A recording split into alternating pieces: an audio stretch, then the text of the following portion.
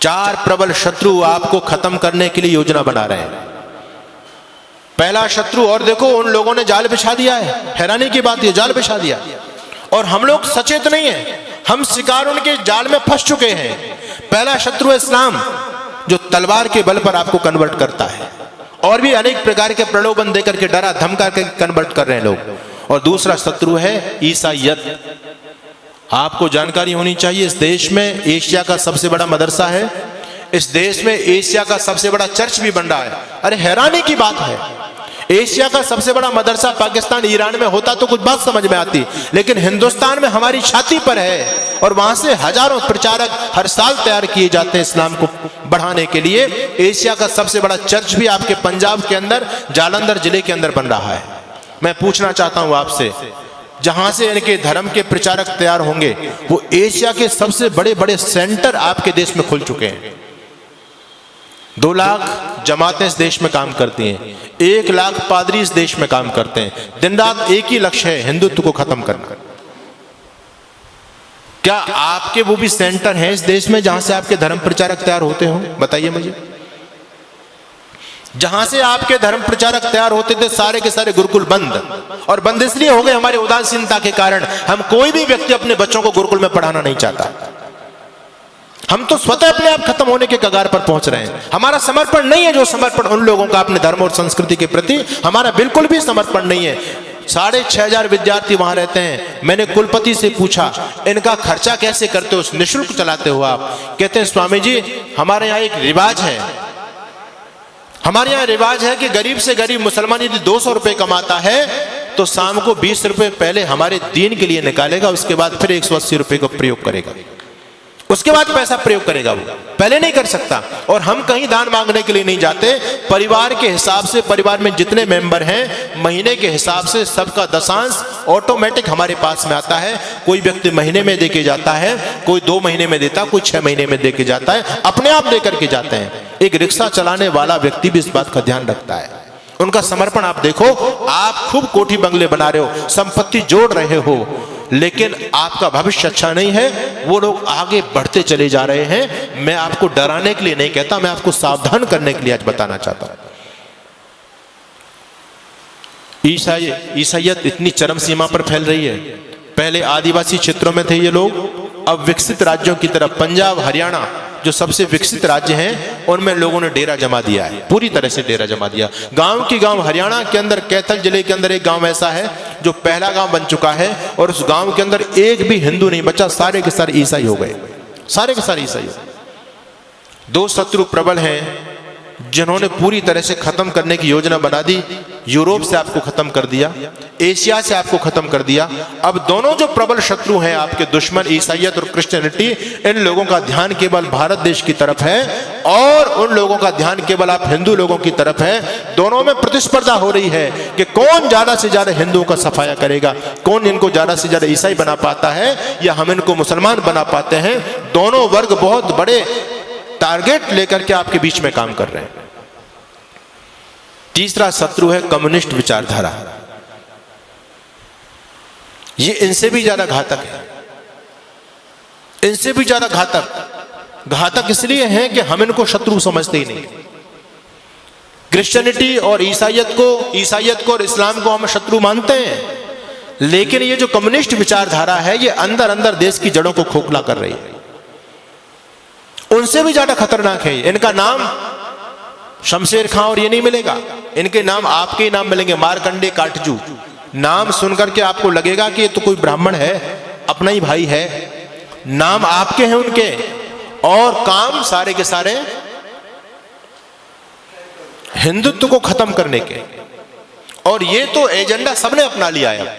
पहले ईसाई मिशनरी जब इस देश में काम करती थी तो पहले धर्म परिवर्तन करते थे, नाम बदला करते थे। अब वो लोग भी सतर्क और सावधान हो गए। वो लोग अब नाम नहीं बदलते, क्योंकि नाम बदलेंगे तो लोगों की आंख खुल जाएंगी, अरे हमारे इतने भाई कन्वर्ट हो गए, ईसाई बन गए। तो नाम वही रखते हैं लेकिन अंदर से धर्म परिवर्तन करा देते हैं, जिससे हम लोग गफलत में सोते रहे। आप लोगों ने छत्तीसगढ़ के मुख्यमंत्री होते थे, नाम था अजीत जोगी।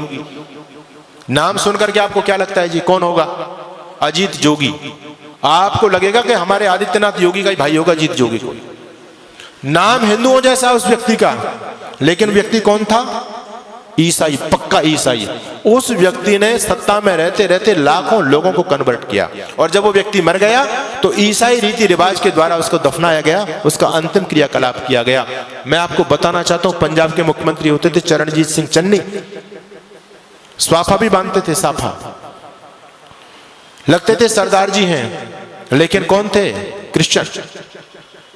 यानी हम लोगों को गफलत में रखने के लिए, और मैं कहना चाहता हूं आपसे, एक व्यक्ति है इस देश में जिसको हमारे बहुत सारे भाई बंधु देश का प्रधानमंत्री बनाना चाहते हैं। नाम क्या है जी? राहुल गांधी। ठीक है, हो सकता मेरी बात से लोगों को कुछ मिर्च भी लगे। नाम है राहुल गांधी, लेकिन कौन है? धर्म से बताओ मुझे, क्या धर्म है उस व्यक्ति का?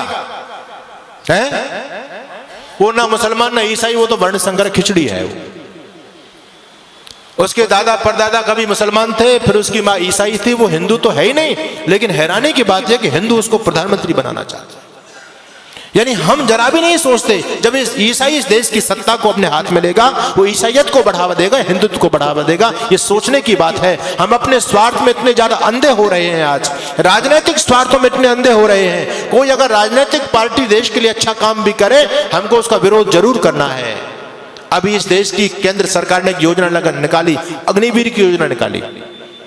लोगों के पेट में दर्द हो रहा है, राजनीतिक लोगों के पेट में दर्द हो रहा है, आने वाले भविष्य को नहीं देख पा रहे। मैं आपको आगाह करना चाहता हूं, इस देश में भयंकर गृह युद्ध होने वाला है, टल नहीं सकता, अवश्य में भावी है, रुकेगा नहीं वो।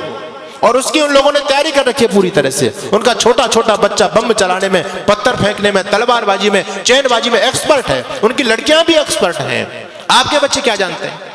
एक ही बच्चा है आपके पास में, उनके 17 वो तो कहते हैं 2-4 मर भी गए, फिर भी हमारे पास 11-15 तो फिर भी बचते हैं। कोई हमको चिंता वाली बात नहीं। उनका बच्चा बच्चा एक्सपर्ट है। हमारे आदरणीय जो बुद्धिमान राजनेता लोग, उन्होंने सोचा कि हम भी अपने बच्चों को कम से कम ये जो है आत्मरक्षा का चीज तो सिखाई दे। जब देश के हालात बदलेंगे तो कम से कम स्वयं की रक्षा कर पाएंगे, अपनी बहन बेटी अपने बच्चों की रक्षा तो कर सकते हैं वो लोग। इसके लिए अग्निवीर योजना चलाई गई कि हर एक बच्चे को सैनिक शिक्षा दी जाए। अच्छी योजना है, इसका विरोध नहीं करना चाहिए, इसका सम्मान करना चाहिए। हर बच्चे को ये सैनिक शिक्षा मिले, क्योंकि आने वाला समय बहुत भयंकर है। आपके घर में लाठी तक नहीं है, आपका बच्चा कुछ जानता ही नहीं है, आप कैसे उन विधर्मी लोगों से टकराओगे? एक सज्जन कहने लगे, अब हमको AK-47 रखनी पड़ेगी, बंदूक रखनी पड़ेगी, भाला रखना पड़ेगा, अपने घर में फरसा रखना पड़ेगा, लाठी रखनी पड़ेगी। अरे मैंने कहा, इतने हथियार के नाम तुमने गिना दिए, इन हथियारों को चलाएगा कौन? कोई चलाने वाला है तुम्हारे पास में? एक बच्चा है, उसको हमने क्या बनाना चाहते हैं? उसको DM बनाना चाहते हैं। वो लोग कहते हैं हिंदू इतना मूर्ख प्राणी है धरती पर, एक बच्चा करके अपने बच्चों को DM बनाना चाहता है। हम 17 बच्चा पैदा करते हैं, इस देश का PM अपना बनाएंगे। जिस दिन इस देश का PM हमारा बन जाएगा, DM कुछ नहीं बेचेगा, शासन हमारे हिसाब से चलेगा। क्या लोगों की योजना है? हमसे ज्यादा सोच रहे हैं वो लोग। आप एक बच्चा करके उसको सरकारी नौकर बनाना चाहते हैं, और वो 10 बच्चा पैदा करके सरकारी अपना बनाना चाहते हैं। बताओ किसकी योजना में ज्यादा दम है? हम तो कहीं नहीं ठहरे उनके सामने। उनका इतना समर्पण देखो।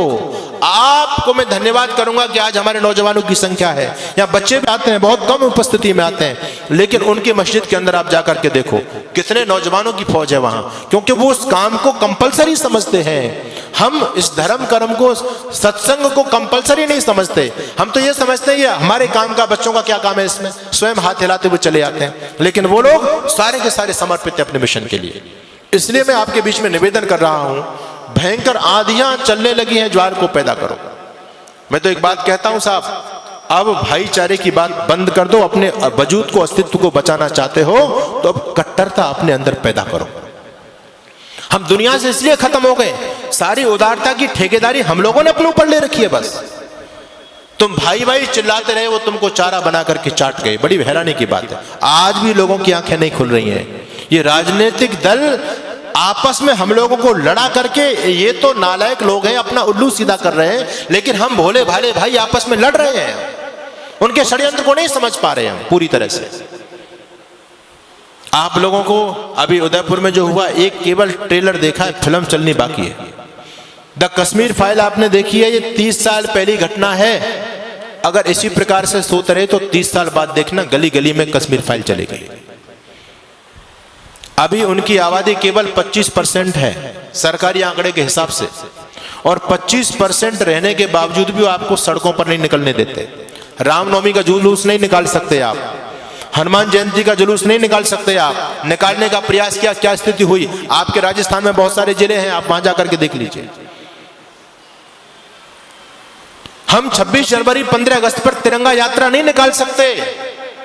अभी वो केवल 25% है, तब आपको सड़क पर नहीं निकलने दे रहे हैं। जिस दिन 40 और 50% हो जाएंगे, आप लोग क्या सोचते हैं कि आपको अपने घर में रहने देंगे? वो संभव ही नहीं है। अपने